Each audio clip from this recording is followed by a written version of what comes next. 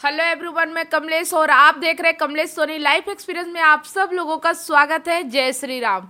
आज जो मैं वीडियो बनाने वाली हूँ बहुत ही इम्पोर्टेंट और बहुत ही महत्वपूर्ण होने वाला है। अगर वीडियो देखने के बाद आपको कोई भी डाउट्स या कोई भी क्वेश्चन आता है तो आप मुझसे सुबह 8:15 पे लाइव मिल सकते हैं फेसबुक पेज पे। आपको लिंक डिस्क्रिप्शन में मिल जाएगी। आज के इस वीडियो में मैं आपसे आचार्य चाणक्य के द्वारा बताए गए बहुत ही अद्भुत ज्ञान के बारे में बात करूंगी। तो वीडियो पूरा लास्ट तक जरूर देखें, ज्ञान पूरा अर्जित करें, क्योंकि कहा जाता है कि हमेशा अधूरा ज्ञान घातक होता है, इसलिए ज्ञान को बिल्कुल अधूरा ना छोड़े। अगर वीडियो में आ गए हैं तो वीडियो लास्ट तक जरूर देखें। दोस्तों, आचार्य चाणक्य जी कहते हैं पति पत्नी का रिश्ता आपसी तालमेल और एक दूसरे के समझने के क्षमता के आधार पे ही सुखद हो सकता है। जिन घरों में इस बात की कमी रहती है उन घरों में अशांति और हमेशा ही दुख का वातावरण बना रहता है।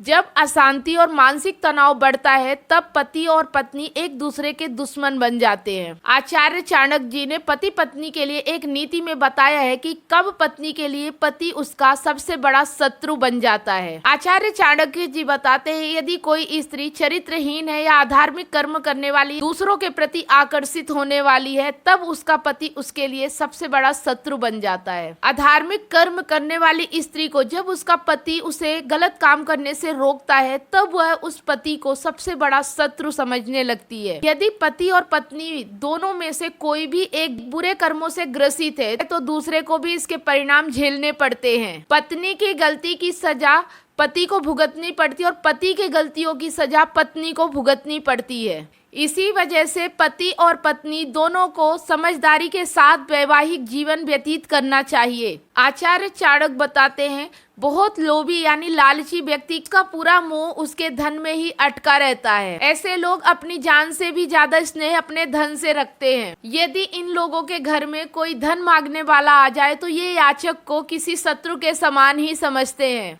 दान पुण्य कर्म इनके लिए व्यर्थ लगते हैं। इसके बाद आचार्य चाणक्य जी कहते हैं जो लोग जड़ बुद्धि होते हैं, जो मूर्ख होते हैं, वह ज्ञानी लोगों को ही अपना शत्रु समझते हैं।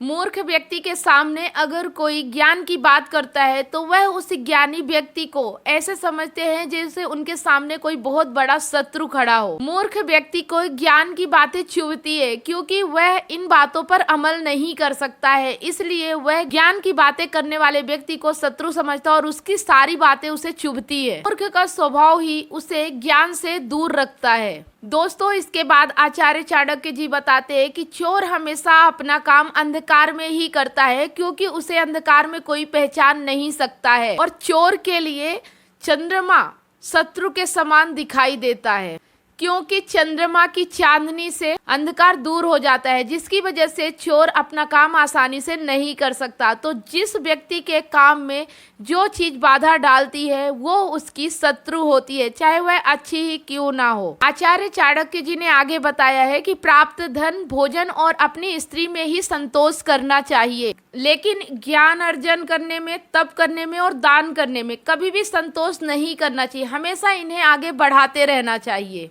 आचार्य चाणक्य जी आगे कहते हैं कि मनुष्य रूप, यौवन अथवा मदिरा में खोकर अपने आप को ही भूल जाता है, लेकिन जब होश आता है तो उसके सामने नरक का द्वार खुला होता है अथवा सुरा सुंदरी का सुख मनुष्य को नरक के अलावा कुछ भी नहीं देता है। इससे बचना ही श्रेष्ठकर है। विद्वान और साधु जन को स्त्री प्रपंच में नहीं फंसना चाहिए क्योंकि अधिकतर घटनाएं स्त्री के कारण ही हुई हैं।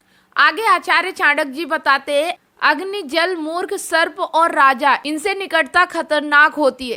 थोड़ी सी भी असावधानी बरतने से ये लोग प्राण घातक सिद्ध होते हैं अथवा इनसे सावधानी बरतनी चाहिए। आचार्य चाणक्य जी बताते हैं कि काम मनुष्य का सबसे बड़ा रोग है, अज्ञान या मोह सबसे बड़ा शत्रु है, क्रोध मनुष्य को जला देने वाली सबसे भयंकर अग्नि है तथा आत्मज्ञान ही परम सुख है। आचार्य चाणक्य जी कहते हैं जिन घरों में विद्वानों और ब्राह्मणों का आदर सत्कार नहीं होता है, जिन घरों में वेद शास्त्रों आदि का पठन पाठन या कथन नहीं होता है, जिन घरों में यज्ञ दान नहीं किए जाते हैं, ऐसे घरों को शमशान के समान समझना चाहिए। तो दोस्तों, ये थे आचार्य चाणक्य जी के कुछ अनमोल और अद्भुत विचार अगर आपको पसंद आए हो तो लाइक करना और अपने दोस्तों के साथ शेयर करना बिल्कुल भी ना भूलें।